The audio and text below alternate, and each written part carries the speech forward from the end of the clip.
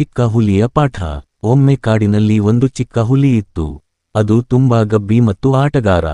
ಪ್ರತಿದಿನವೂ ಕಾಡಿನ ಪ್ರಾಣಿಗಳನ್ನು ಹೆದರಿಸಿ, ನಾನು ದೊಡ್ಡ ಹುಲಿ, ನೀವು ಎಲ್ಲರೂ ನನ್ನಿಂದ ಓಡಿ ಹೋಗಬೇಕು ಎಂದು ಕಿರಿಚುತ್ತಿತ್ತು. ಒಂದು ದಿನ ಅದು ಕಾಡಿನಲ್ಲಿ ಓಡಾಡುತ್ತಾ ಇದ್ದಾಗ ಅಕಸ್ಮಾತಾಗಿ ಕಾಲು ಜಾರಿ ಒಂದು ಆಳವಾದ ಗುಂಡಿಯಲ್ಲಿ ಬಿತ್ತು. ಚಿಕ್ಕ ಹುಲಿ ಹೊರ ಬರಲು ಬಹಳ ಪ್ರಯತ್ನ ಮಾಡಿತು, ಆದರೆ ಆಗಲಿಲ್ಲ. ಅದು ಜೋರಾಗಿ ಅಳಲು ಆರಂಭಿಸಿತು. ಗುಂಡಿಯ ಹತ್ತಿರದ ಮೇಕೆ, ಮೊಲ ಮತ್ತು ಕೋತಿ ಅದರ ಅಳುವನ್ನು ಕೇಳಿ ಓಡಿಕೊಂಡು ಬಂದವು. ಚಿಕ್ಕ ಹುಲಿ ಅವರನ್ನು ನೋಡುತ್ತಿದ್ದಂತೆಯೇ ಅಸಹಜವಾಗಿ ನಾಚಿಕೊಂಡಿತು. ದಯವಿಟ್ಟು ನನ್ನನ್ನು ಹೊರಗೆಳೆದುಕೊಂಡು ಬನ್ನಿ ಎಂದು ಬೇಡಿಕೊಂಡಿತು.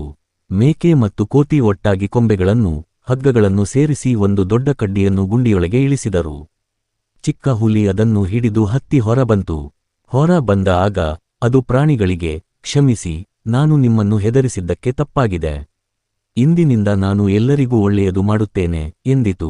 ಎಲ್ಲಾ ಪ್ರಾಣಿಗಳು ಸಂತೋಷಪಟ್ಟವು. ಕಾಡಿನಲ್ಲಿ ಮತ್ತೆ ಶಾಂತಿ ತುಂಬಿತು. ನೀತಿ: ಒಳ್ಳೆಯ ವರ್ತನೆ ಎಲ್ಲರಿಗೂ ಸಹಾಯ ಮಾಡುತ್ತದೆ. ಗರ್ವ ಮತ್ತು ಗಬ್ಬಿತನ ಯಾರಿಗೂ ಉಪಕಾರ ಮಾಡುವುದಿಲ್ಲ.